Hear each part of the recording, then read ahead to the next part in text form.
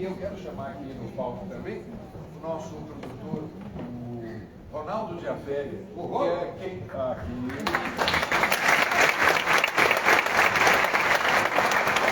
Ronaldo é o nosso produtor, responsável por trazer esse texto para nós. Há 11 anos ele está esperando esse momento da gente montar a peça.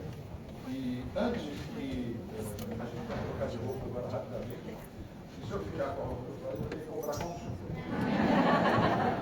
Então, e eu disse.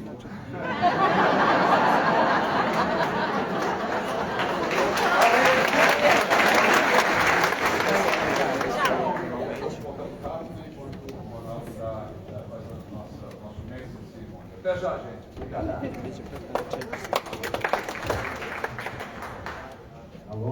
Alô. Boa noite a todos. Eu sou Ronaldo Diaferi, como o João já disse, eu sou idealizador desse espetáculo e produtor junto com ele. E eu tenho a honra de estar aqui hoje com um auditório tão talentoso como esse. Nós dizemos no teatro que o auditório é talentoso mesmo, porque é participativo, focado, nessa cidade maravilhosa que é Porto Alegre. Muito obrigado pela presença. Bom, hoje nós estamos aqui com a Janete Dócolas, que é psicóloga, psicanalista, membro pleno da Sigmund Freud Associação Psicanalítica, coordenadora de seminários, supervisora e autora de vários escritos e livros e revistas de psicanálise. E a Karen Vondrasek, que é psicanalista, tradutora de cartas entre Freud e Pfister, mestre, doutor em teologia, com pesquisa sobre a relação entre psicanálise, fenomenologia e religião. Bom, nós vamos iniciar, eu vou dar 5 minutos mais ou menos para cada uma, porque nosso tempo é limitado aqui no teatro, para elas dizerem as suas impressões sobre o tema da peça. Quem começa?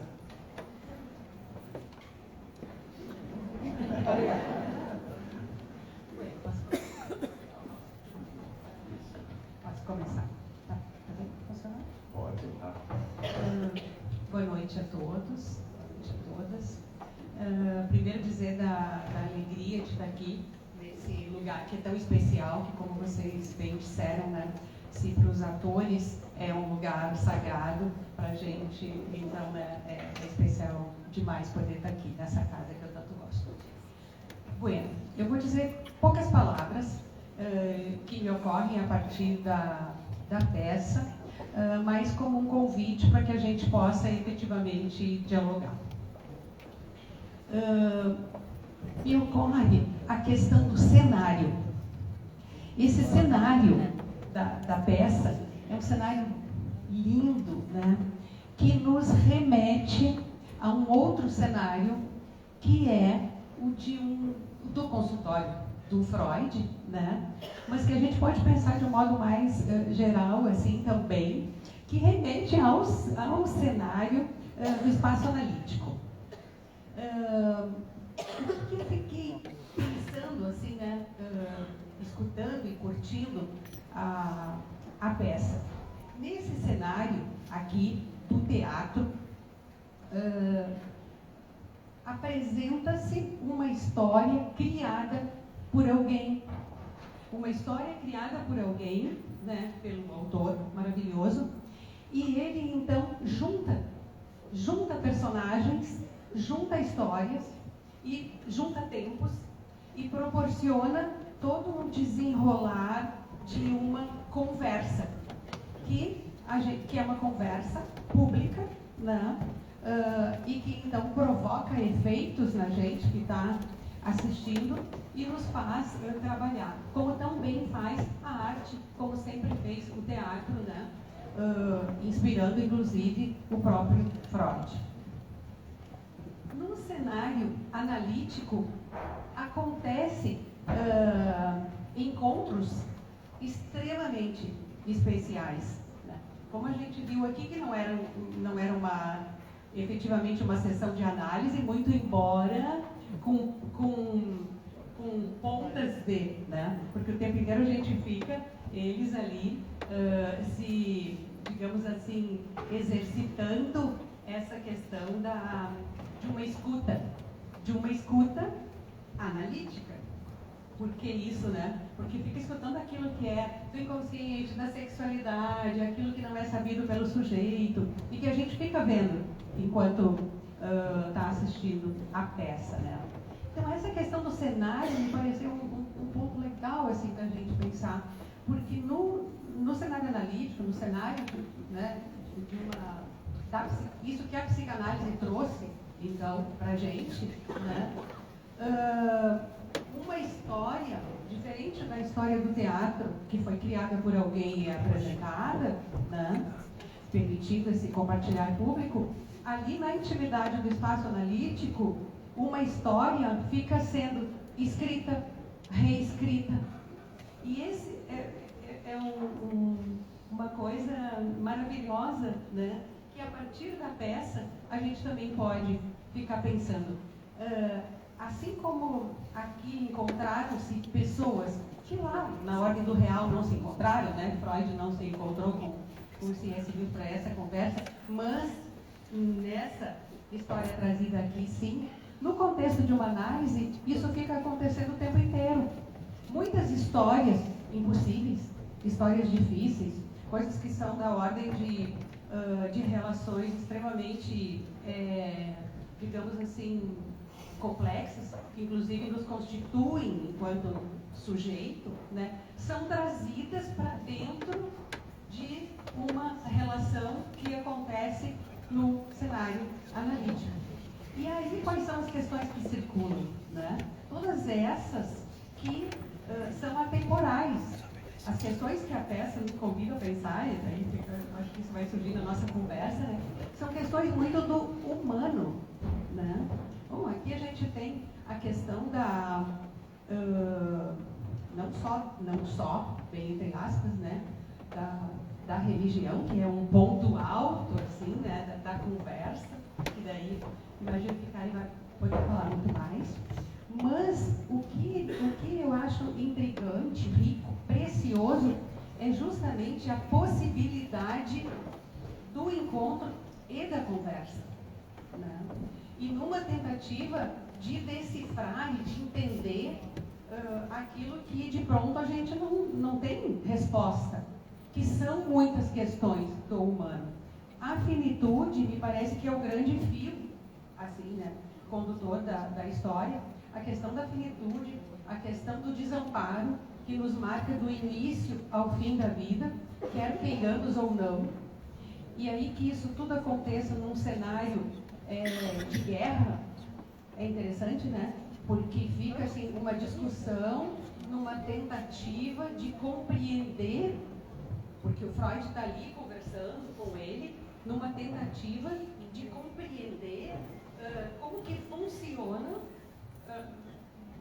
um sujeito, né? Como que funciona, na verdade. Isso foi para ele sempre uma grande questão. Isso fez ele inventar a psicanálise, inclusive, não? E daí, bom, vai se prestar para o sujeito seguir se conhecendo e dando conta dessas dores e conflitos e angústias que perpassam sempre o sujeito, né? E que tem acontecido num contexto de guerra é muito impactante, porque é uma discussão tão interessante, tão preciosa, uma possibilidade de encontro, né, efetivamente tão precioso, mas marcado por aquilo que é da destrutividade humana e que aparece nas falas ali, né, tanto do Freud quanto do Lewis, como algo do que não se pode escapar. Então, esses temas, assim, sabe, me parecem muito interessantes da gente puxar fios para conversar. E a outra questão, outras tantas, né, mas o tema do humor, né, o quanto o humor efetivamente pode ser um recurso que nos dá mais condições de, quem sabe, dar um pouco mais de leveza, né, para lidar com essas grandes questões da vida, né. Então, por aí eu andei com a ideia de falar bem brevemente, né, mais trazendo pontos para a gente refletir juntos, né. Mas, sobretudo, o tema da finitude, assim, eu acho que também pode render uma boa conversa, né. Eu começaria por aí, lançaria esses primeiros pontos, assim, para a gente conversar. Ok? noite. É uma alegria estar aqui e uma responsabilidade. Eu acho que, e um peso, mas é um peso leve, ao mesmo tempo, tantas pessoas aí querendo também ver a peça, ver esse tema que é tão delicado e ao mesmo tempo tão denso. Eu começaria pelo título, A Última Sessão de Freud. É uma sessão também para Freud. O autor da peça, que é baseado no livro Deus em Questão, onde um psiquiatra, né, que coloca essas questões de como fica Deus para a psicanálise, para Freud. C.S. Lewis não se enquadra naquilo que Freud definia como alguém que é crente, crédulo, ingênuo, neurótico. Então, ele traz muitas questões e interrogantes, interroga Freud, por isso é a última sessão de Freud para Freud, e talvez seja a primeira sessão para C.S. Lewis. E me parece que os dois conseguem, na peça, crescer para além daquilo que criam até ali. Quando no final Freud deixa a música ligada, e ele dizia que a música lembra a ele um espaço que ele não domina, em outros momentos ele fala algo parecido para Romain Rolland sobre sentimento oceânico, que é essa sensação de tudo estar interligado e tudo haver um pertencimento. E aí Freud diz que essas profundezas não o deixam bem. Ele prefere a luz rósea do dia, ele cita o poeta Schiller naquela hora. E a música provoca nele a mesma coisa. E ao final, parece que ele se permite escutar algo diferente. Escutar a música, quem sabe escutar o sagrado. E hoje em dia, na psicanálise, a gente já consegue fazer discernimento de uma coisa é a religião, sistema, outra coisa é a espiritualidade, que está permeada de muitas outras formas, o sagrado como algo que a gente não interpreta, o religioso sim. E aí eu trouxe aqui no palco meus amores Pfister e Freud, o diálogo entre eles. Pfister foi um pastor que durante 30 anos se correspondeu com Freud e visitou Freud. E os temas da religião, claro, compareceram em muita medida aqui, talvez seja o fio condutor do diálogo. E lá no início do diálogo, Freud diz a Pfister, o que é belo na religião não pertence à psicanálise. Ou seja, ele está dizendo que a feiura da religião, sim, pertence à psicanálise. Tudo aquilo que é projetado de interno, como a gente viu eles, né, do pai, da falta de pai, da mãe, ou de qualquer forma da figura de autoridade, ou do desamparo, como a Janete falou, o feio da religião pertence à psicanálise. Mas Freud tinha uma esperança que o Pfister, fazendo análise, estudando psicanálise e praticando a terapia analítica, com o tempo talvez deixaria a religião de lado, né? Ele seria mais elucidado. Mas quase ao final, na década de 30, eles começaram a se corresponder em 1909. Em 32, 33, Freud escreve a Pfister que o senhor é um psicanalista tão competente e continua sendo um senhor tão religioso, pertence às contradições que tornam a vida interessante. Ou seja, a gente vive com contradições e a vida fica mais interessante. Por isso. Aí. Desculpa, continua. Eu continuo, mas virando um pouquinho. A vida fica interessante quando a gente permite que Lewis e Freud dialoguem aqui dentro de nós, na cultura. Que o sagrado, o religioso, também possa ser, Pfister dizia, ele é purificado pela psicanálise. Pfister, então, com muito humor, dizia, eu estou falando do pastor que foi amigo do Freud, isso eu trouxe para você. Muito obrigado. Quem sabe sai uma peça daí. Ele se correspondeu com ele, com esse pastor. Isso, Ele era alemão, não é? Suíço. Suíço. É muito interessante porque Freud, uma coisa que sempre me chamou muita atenção é justamente isso. O que mais nos agradou na peça, sempre nos deixou muito entusiasmados, é que Freud era um homem tão profundo, né? Que ele não dizia gosto, não gosto, acredito ou não acredito, não é esse diálogo que nós temos hoje, né? Tão raso, tão de tomar um lado, né? Ele conhecia as religiões profundamente para poder argumentar. Eles argumentam uma coisa que nos encantou nessa peça, justamente isso. Você falou do autor da peça no começo, estava falando sobre isso, né? O texto é baseado num livro chamado Deus em Questão, essa peça, que é de um psiquiatra inglês, que, dando uma palestra sobre Freud, ele coloca os dois para fazer um contraponto, né? Tinha sua similaridade, problema com os pais, perderam as mães, aquela coisa toda. E o autor, inteligentemente, colocou os dois conversando, um autor da Broadway, de teatro, colocou os dois conversando. E se eu pudesse definir esse espetáculo, eu diria é um elogio ao diálogo. Porque eles se opõem firmemente, veementemente, mas eles jamais pedem um respeito um pelo outro. Que é o que a gente vê nessa relação aqui com o Pfister, não é? Isso, é isso, de não perder o respeito. E eu acho que nós precisamos dos dois. Porque hoje em dia nós estamos muito assim, tendo que escolher o branco ou o preto. Esse é o certo, aquele é o errado.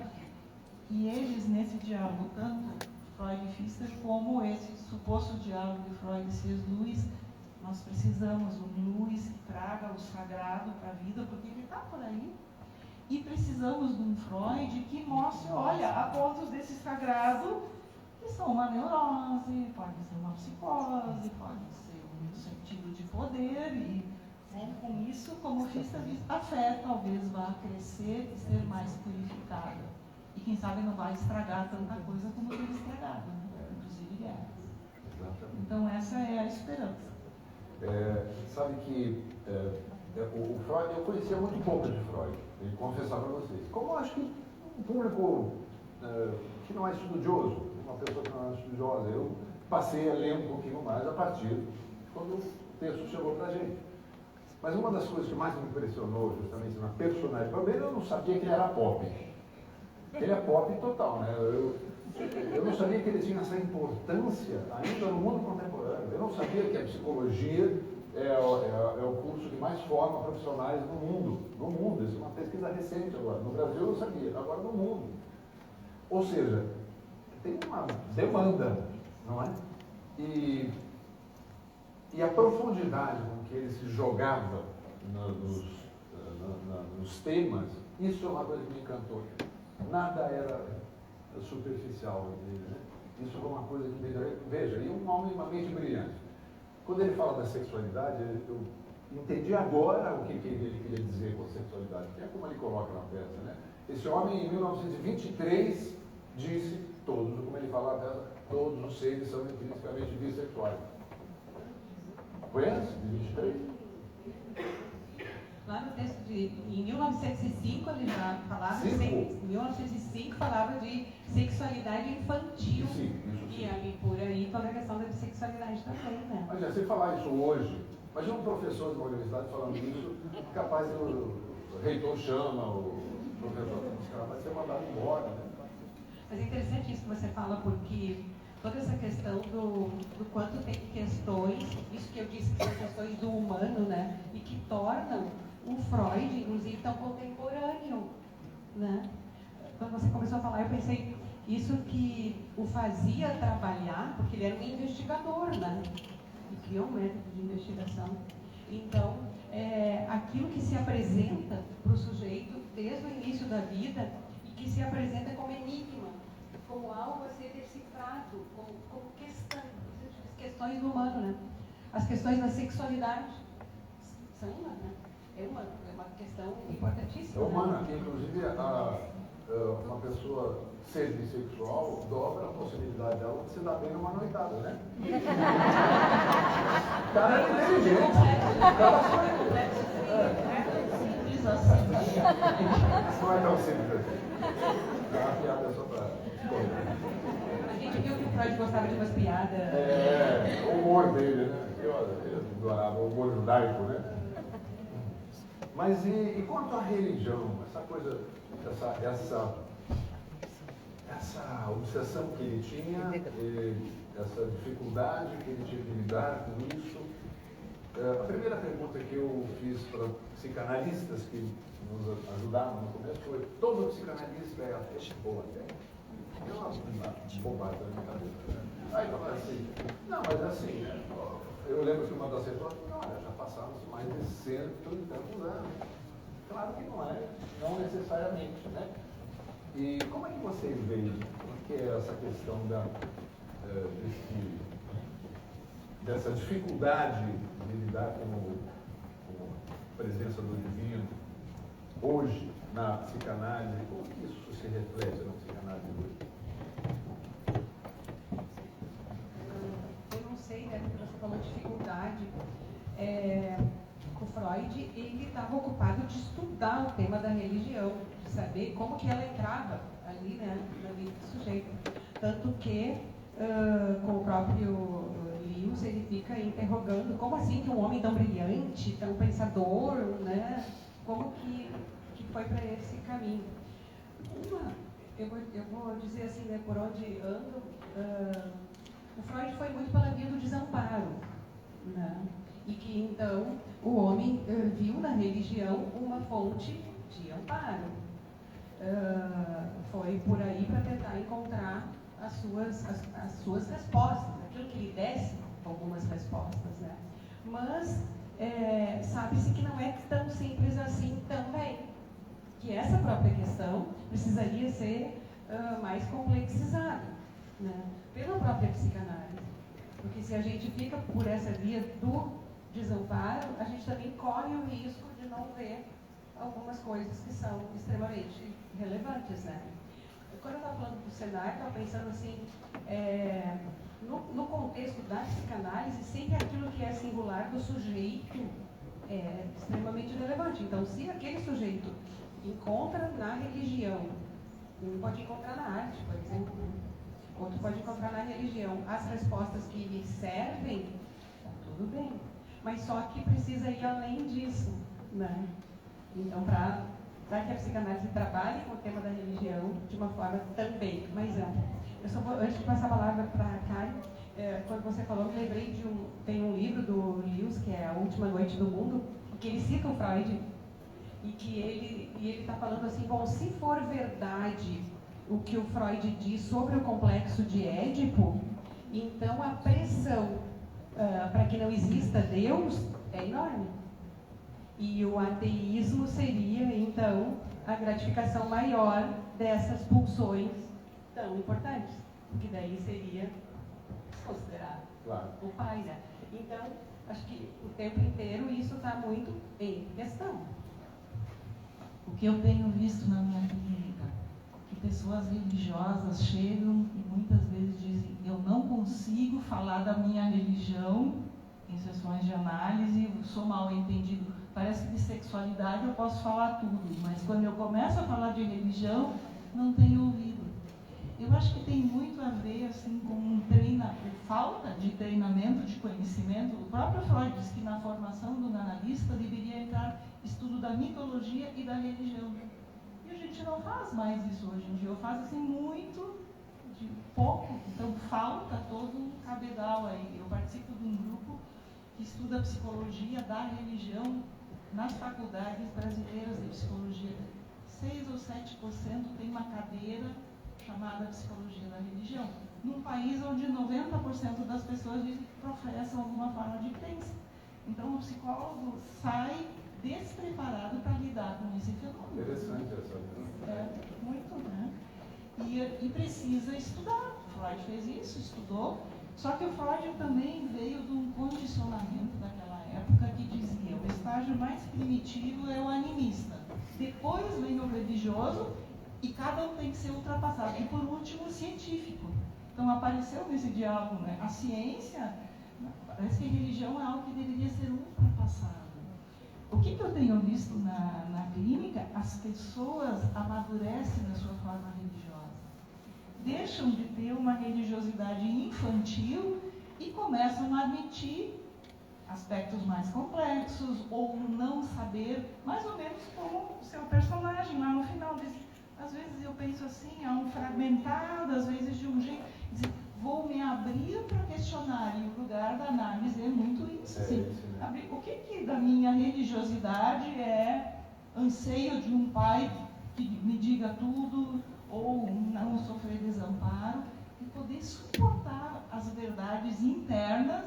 Bom, eu acho que Deus não precisa de defesa, né? O que ficar, dizia o Pfister, vai ser religiosidade purificada. Então eu não preciso temer analisar a minha fé.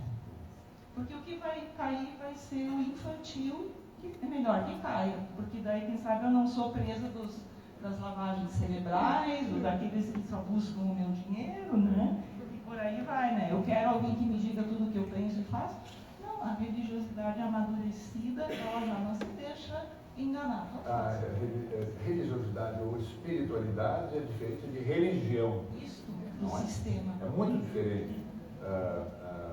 A religião tem muitas, eu acho que espiritualidade é uma só. São diversas, né? A religião, ela segue dogmas de um livro, a espiritualidade de muitos livros, né? Então, é uma visão mais ampla.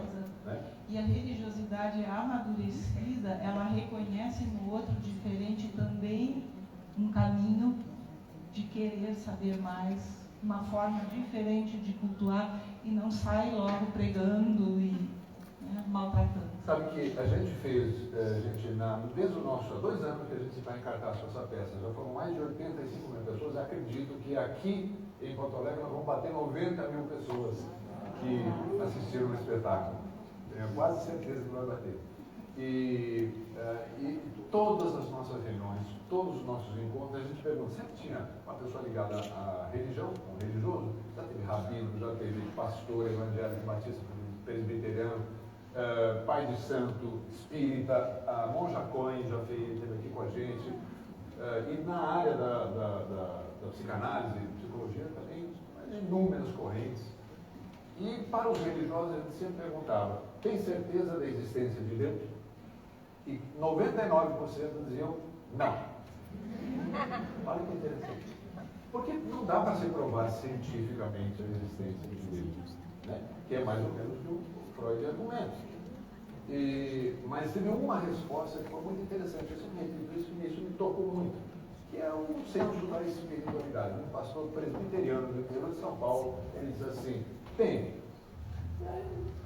Foi o único que falou, né, em 2 anos, como é que você tem certeza da existência de Deus? Ele responde, quando eu vejo a compaixão dos homens para com os homens, quando eu vejo o amor ao próximo, o cuidado, a empatia, aí eu vejo a presença de Deus.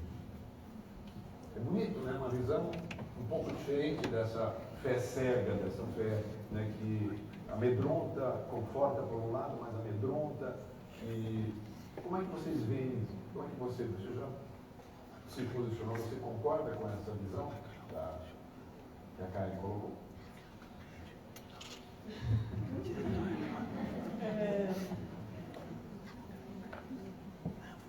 Vamos pela via assim de pensar como a psicanálise entende que a religião pode prestar um serviço ou um desserviço, falando umas palavras feias, né, a um sujeito. Então, o que você está trazendo, né, e o centro da questão me parece que é essa. É problemático quando, digamos assim, como aparece até ali na peça, né? Quando está discutindo algo e fica impossível fica impossível a conversa porque as posições são extremamente diferentes. Isso pode acontecer dentro de uma mesma pessoa, né? E daqui a pouco se vê com uma, o meu olhar é bem da psicanálise, né? Mas se vê com uma fé que está indo tudo bem, ela está tocando a vida e está tudo bem, não se apresentou um grande conflito, até que, digamos assim, Deus falha com ela, como na peça aconteceu. Como o Elias fala, né? Exatamente.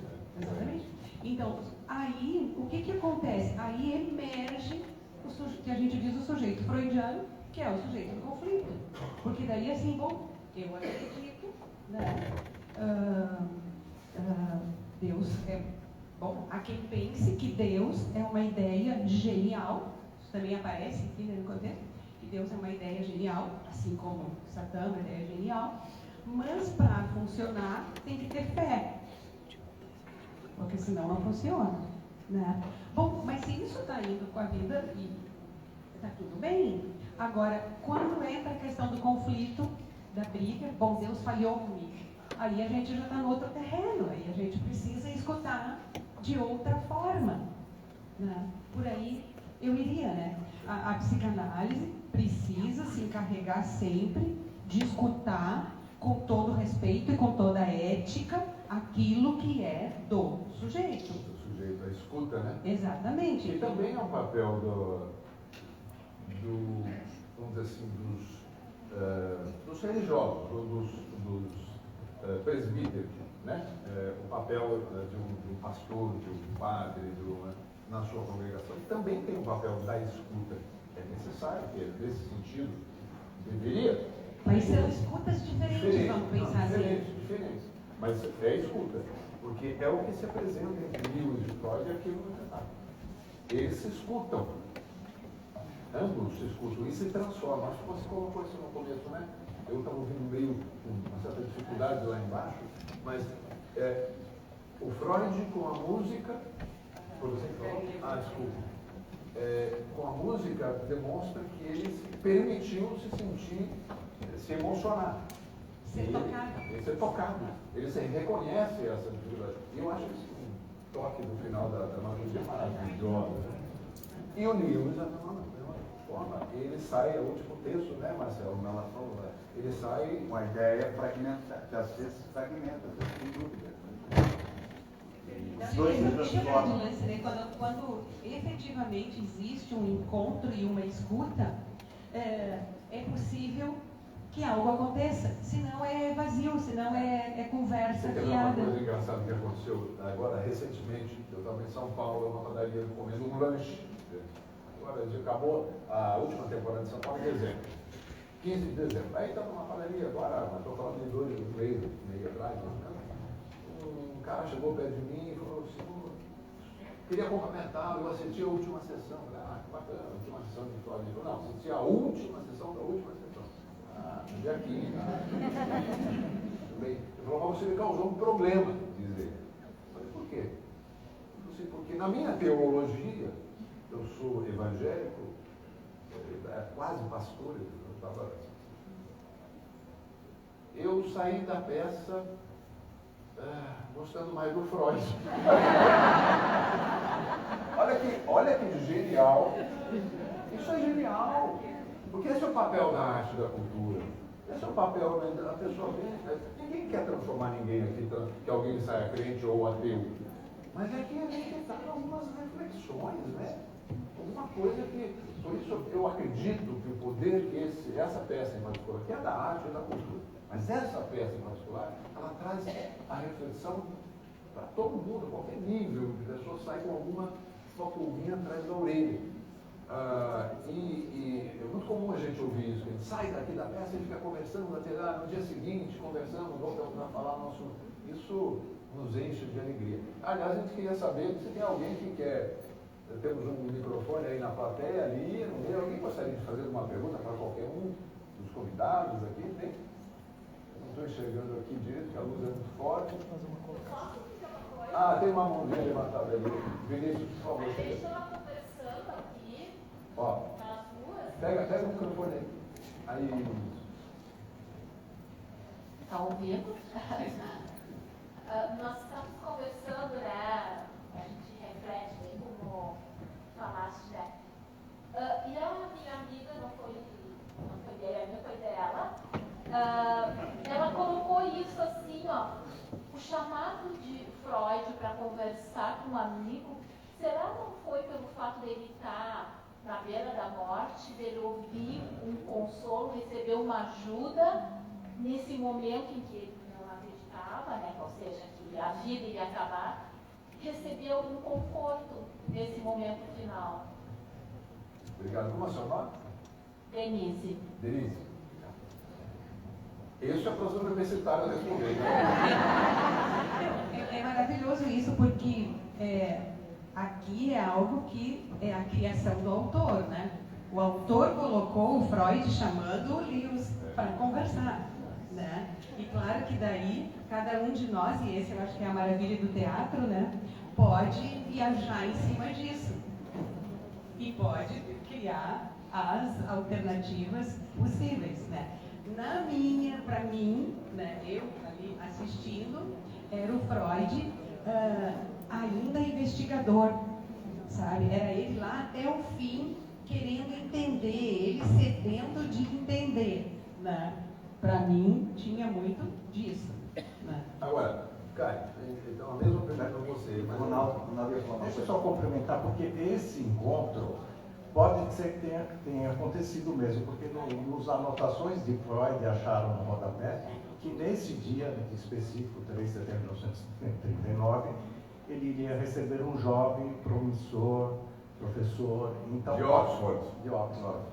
E o autor, muito inteligentemente, colocou todos os fatos que acontecem aqui realmente aconteceram. E então pode ter acontecido isso também, esse encontro. E outra coisa que você tocou lá no começo, chama a última sessão, porque realmente ele morre 20 dias depois. Freud morreu no 23 de setembro. Dia 23. A ação se passa dia 3, ele morreu dia 23. Então pode ter acontecido. Evidentemente, só historicamente é importante dizer que nesta data, 3 de setembro, o autor, um dramaturgo deslumbrante, né, conseguiu colocar essa história toda junto. Isso sim foi dramatizado, o 3 de setembro foi o autor da peça que colocou. Né? Ele colocou isso porque o Freud estava à beira da morte. Evidentemente que é nesse período o Freud jamais conseguiria estar falando com essa energia que estaria aqui hoje. Mas para a gente não interessava a decadência do corpo e mostrar esse lado, mas sim mostrar, sim, a decadência do físico com a mente pulsante e vibrante. Então, apesar de estar com 83 anos na peça, era importante mostrar isso. Ele mal estaria falando, eu acredito, nesse período, né? Tinha uma prótese eu não, até hoje não sei o que era. Uns dizem que era madeira, outros que era metal. Diz que era madeira, né? Imagina uma prótese em 1900 não sei quanto, diz madeira na rua. Imagina a dificuldade. Mas aí eu acrescento isso. Ele tinha uma obsessão pela questão da morte também. Ele marcou data para morrer, né? Ia morrer aos 60, não morreu. Ia morrer aos 70, não morreu. Ia morrer aos 80, não morreu. Ele ia marcando, cara. Então, até com isso que a Denise perguntou, essa questão não tinha uma coisa também de uma inspiração qualquer de que alguma coisa podia não ser exatamente como ele estava pensando?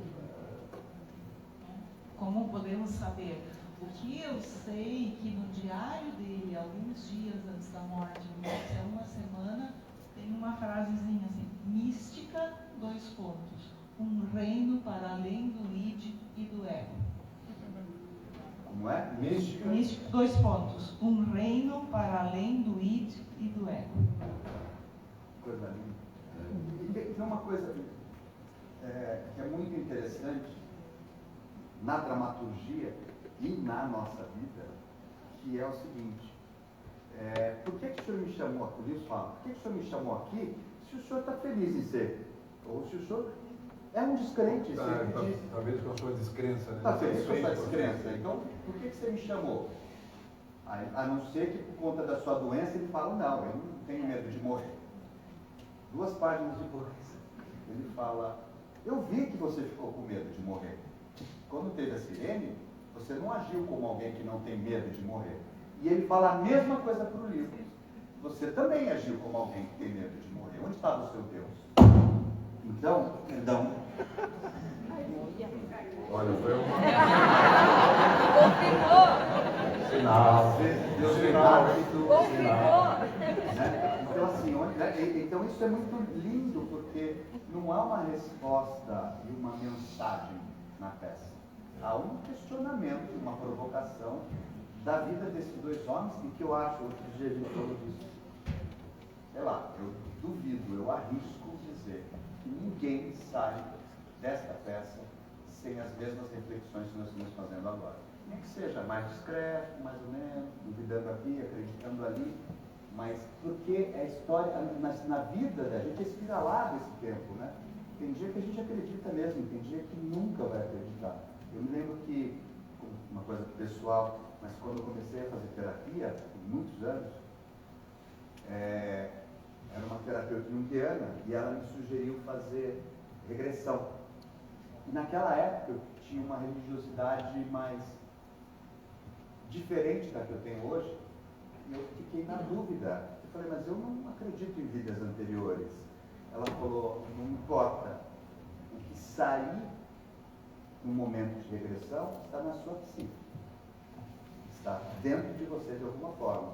Você topa, não tem a ver com religiosidade. Foi a coisa mais maravilhosa que eu fiz. Eu fiquei 10 anos com essa mulher trabalhando. E foi porque não tinha a ver, mesmo que eu acreditasse em Deus, não faria diferença. Ele só melhorou o meu tratamento a partir dali. Enfim, porque vai mudando assim como vai mudando com ele. Nós já tivemos vários religiosos que passaram aqui que disseram que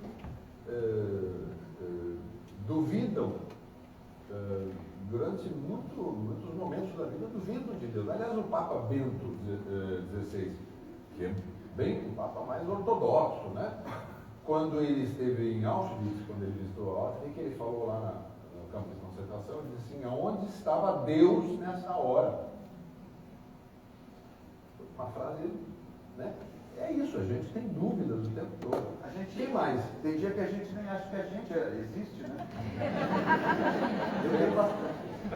Olá, boa noite. Boa noite. Parabéns pela peça. Obrigado. Não, só uma curiosidade, eu acho que por conta da última temporada de vocês aqui em Porto Alegre, eu assisti uma entrevista numa rádio aqui, famosa aqui em Porto Alegre, Rio Grande do Sul, e eles entrevistaram o padre. E a primeira pergunta ao padre foi, padre, Deus existe? E ele respondeu, que eu achei muito curioso, assim, a prova inequívoca de que Deus não existe é a existência da fé. A essência da A fé. existência da fé. Eu achei assim muito curioso isso, né? Quer dizer, só uma curiosidade que me chamou a atenção. Faz um sentido, muito interessante. Alguém mais gostaria? Aqui em cima, fala aqui, não vai cair.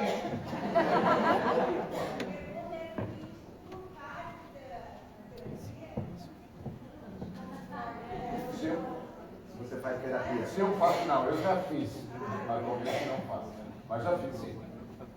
E foi muito importante para a minha vida. Muito importante. Fui junguiano também, não era nada, era psicoterapia junguiana. Agora, você sabe que essa pergunta é interessante, porque o processo da construção de personagem para os atores é um processo bem parecido com o processo psicoterápico também, porque quando você assume uma outra entidade, né, você está representando alguém, a gente também tem que entrar nos universos desse alguém, no caso Freud, no caso Jung, mas a gente não pode julgar o personagem. Se eu julgasse, eu sou religioso, eu sou espírita, kardecista, praticante. Eu sou cristão, e eu sou confuso, nem o Freud também, de origem judaica, mas na minha depois de mais velho, eu nem convenci, porque eu não praticava o judaísmo. Mas eu encontrei no Espiritismo a minha religião. Mas eu não posso criticar o Freud para fazer aquilo. Eu não posso criticar se ele também. Então tem isso. A escuta que o ator tem que fazer para receber o seu personagem é um processo muito terapêutico também. E nós nos engrandecemos com os personagens, com as dúvidas, com as mazelas, com as dores e com a loucura deles. Porque isso também nos faz refletir. Eu aprendi muito. A experiência, eu digo que a experiência de fazer o Freud, um personagem tão icônico como ele, é a experiência mais fascinante que eu tive na minha carreira até hoje. Eu não tive nada semelhante. Eu confesso, quando eu estou em cena, às vezes eu olho e falo, mas que cato é esse aqui, cara? Porque é impressionante a composição, a construção que o Odilon faz. Não só fisicamente, mas a coisa da boca, do ombro. E você já ouviu, né? Tipo, nossa, tinha coisa da mão, que o Freud tinha. E às vezes eu olho e eu fico fascinado mesmo, assim. É muito bonito. Mas tem uma coisa que é parecido também, agradeço as observações, mas tem uma coisa que é parecida também com a terapia. Não dizem que quando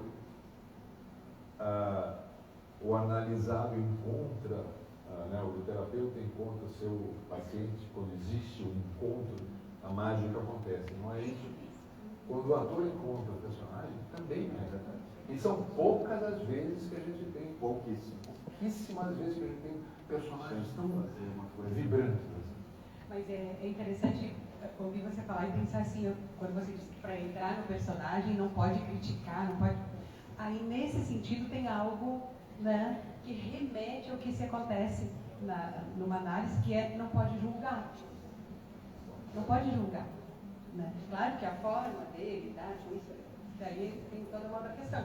Mas não pode julgar. E é bonito. Porque quando você fala assim, não pode julgar, tem que Imagina se eu fosse, ou a gente tivesse que interpretar um papel de Hitler, no caso. Se fosse uma peça que tivesse uma história, que tivesse um conteúdo, uma importante a gente fazer, eu teria que fazer e teria que defendê-lo no contexto nesse cenário. Não significa que eu... Não é? Mas essa é a beleza do trabalho. Por isso que a ficção é tão fantástica. E só nós que não somos animais irracionais é que somos capazes de melhorar ou de filtrar através da ficção. Porque a gente olha uma coisa, vê um Hitler, uma coisa que é falada aqui, uma história que não existe. A gente transforma isso por conta da nossa consciência de ter consciência numa coisa que nos serve como seres humanos. E é só o que nos diferencia, né? Uma coisa que me chama agora, que me ocorreu assim, o personagem encontrou o ator. Quer dizer, o movimento todo para construir essa peça, o personagem encontrou o ator. E esse ator que o personagem encontrou, ele foi indicado a todos os prêmios como melhor ator do ano passado.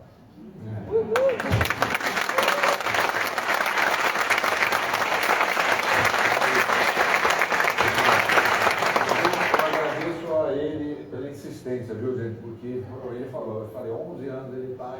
E eu agradeço também a vários atores que negaram o espetáculo. Um deles foi o Antônio Fagundes. Imagina se ele aceita. Não sei, mas graças a Deus o Fagundes não aceitou. Isso foi em dezembro de 2010, hein? Vamos lá, tem mais dá para uma última pergunta, lá em cima. Fala aqui.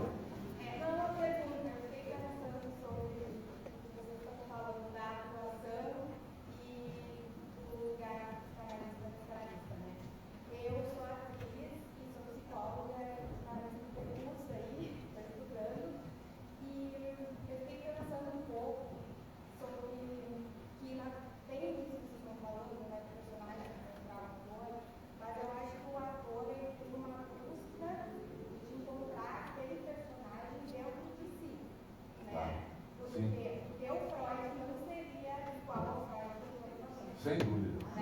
Então, eu fico pensando que a gente, enquanto ator, a gente tem que encontrar o que o personagem entendeu da gente doa para isso.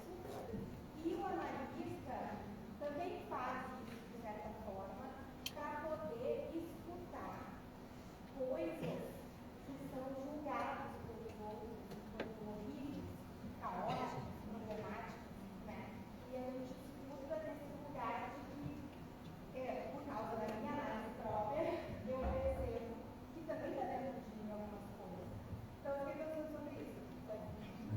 Deus te abençoe. É atriz e psicanalista. Ai, meu Deus. Tem um teólogo chamado Paul Tillich, e ele disse uma vez para os pastores: vão para os consultórios dos analistas, porque lá existe a graça, que é aceitar a pessoa como ela é, porque entre vocês já não há isso. Olha que interessante. E essa é... Como é o nome dele? Paul Tillich. E essa para mim é a regra de ouro, né? Não é amar ao próximo como ele é, mas aceite o próximo como ele é. Lembra como foi que o pastor disse lá em Vitória pra gente, dessa coisa de amar ao próximo como a si mesmo? Ele falou, não, ame ao próximo, ele mudou a frase, como se você fosse... Foi interessante. Ele mudou a estrutura da frase, não é ame ao próximo como a si mesmo, porque isso volta pro ego, volta... Ame a si mesmo como... Não, aí falou alguma coisa, ame ao próximo, como o próximo é, alguma coisa assim, como o próximo é, porque senão, amar como a si mesmo, eu vou ficar assim. Ame ao próximo como se ele fosse você, né? Alguma coisa assim. É? Ame ao próximo como se ele fosse você. Porque senão vira um narciso, né? Assim, eu amo ao próximo sempre se parece comigo. Senão já não amo mais. Muito bem. Gente, você sabe que a gente tem que encerrar por uma única razão, senão o bate-papo fica maior que a peça. Mas nós temos alguns minutos. Diga. Eu queria lembrar que hoje é o Dia dos Povos Indígenas. É verdade. E com eles a gente precisa reaprender como juntar religião, sabedoria, ciência, inclusive, porque eles têm muitos saberes. E o Davi Copenauer, no livro A Queda do Céu, que eu recomendo para todos, eu acho que tem que dar algumas peças ainda naquele livro, ele diz que os brancos, ele diz o homem, mas eu vou dizer os humanos brancos, né? Eles são seres esquecidos, porque eles já não lembram a que eles pertencem. Quer dizer, eles pertencem ao todo, à natureza, ao céu e à terra. E por isso eles destroem tudo. Então, acho que está na hora da gente lembrar. Os cientistas estão caminhando por aí, né, e dizendo isso. Está esquecendo que você é daqui e depende disso daqui. Né? Bom, nós temos que ir caminhando para o encerramento. Olha, eu estou tão feliz de ver tanta gente ainda que permaneceu aqui, mesmo com essas questões mexem com a gente, né? São questões que são tão... mexem no profundo, né, do ser humano. Tem mais uma questão ali. Oi? Está em cima, tá ali. Tem uma parte da peça em que foi falado que se o texto tivesse sido de uma forma fictícia, um livro fictício, ao invés de ser uma Bíblia, as pessoas ficariam encantadas com a história e se sentiriam mais inclinadas a acreditar. E isso me lembrou um vídeo que eu vi anos atrás, que pegaram uma Bíblia e taparam com uma capa falsa de um Alcorão e tiraram alguns trechos para perguntar para as pessoas a opinião delas. Elas acharam absurdas enquanto era o Alcorão e não quando era uma Bíblia. Eu queria saber se vocês podiam falar um pouquinho sobre isso. Interessante. Obrigada.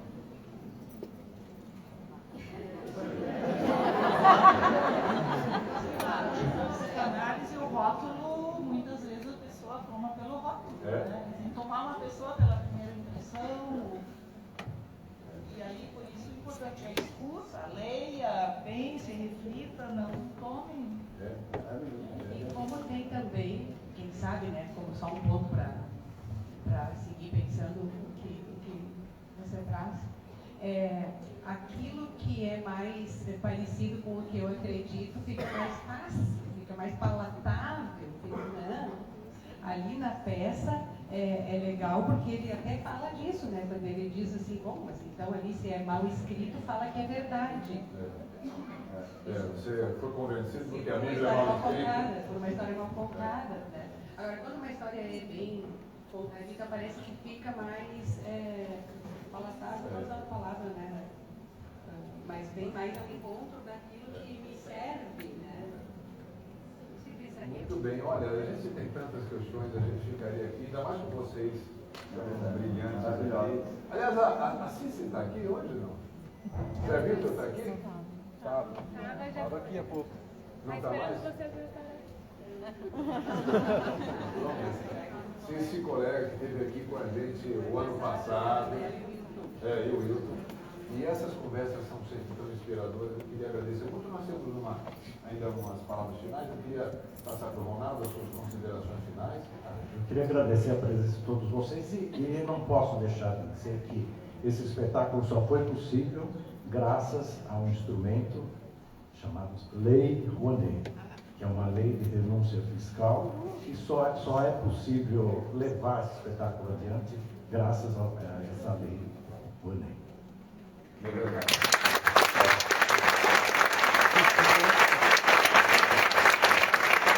Não há outra saída do país sem a cultura e a educação. Muito obrigado pela presença.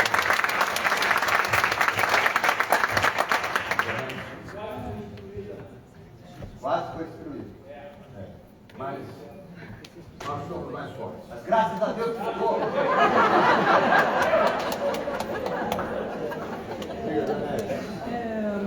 Umas últimas palavras, então, assim, no sentido de que a gente lembre sempre da preciosidade do encontro e da possibilidade de efetivamente escutar e conversar. Isso dito de um jeito tão simples, né? Mas eu acho que se isso falha, a gente está falhando enquanto possibilidade de avançar como humanidade, sabe? Então, a preciosidade de efetivamente se escutar e conversar fica por mim. E obrigada.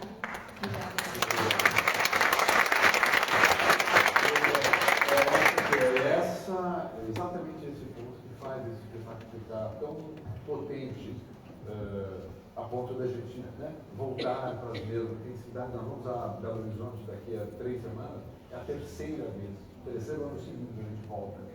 E, aliás, eu já falei até com o pessoal aqui da Fundação, vai estrear o Teatro Novo.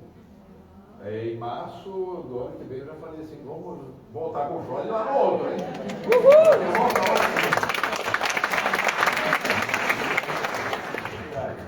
Eu acho que o espetáculo, a peça, mostra que a gente não deve temer os temas delicados que tocam a nossa alma. Corajosamente, que nem Freud, né? Com toda a dor, enfrentando os temas. Lewis também, tudo que estava em jogo ali, mas não temer. E crescer juntos. Isso que é o importante.